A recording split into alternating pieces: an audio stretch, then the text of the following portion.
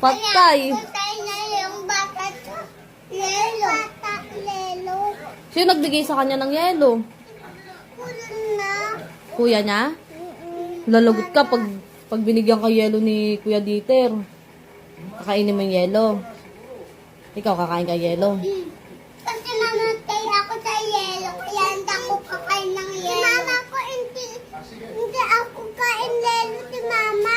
Ay, si mama mo kumakain ng yelo? Hindi. Ay, hindi rin?